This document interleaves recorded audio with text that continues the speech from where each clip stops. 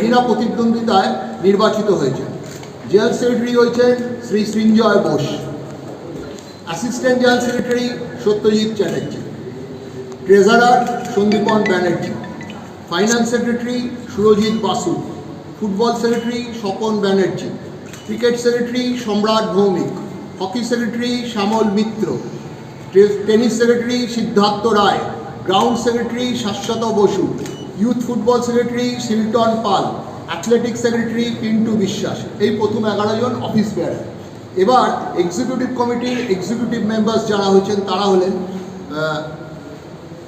অনুপম সাহু, দেবপ্রসাদ মুখার্জি, দেবজ্যোতি বাসু, কাশীনাথ দাস, মুকুল সিনহা, পার্থজিৎ দাস, রঞ্জন বাসু, সঞ্জয় মজুমদার, সোহিনী মিত্র চৌবে, সুদীপ্ত ঘোষ এবং সোমেশ্বর বাবু।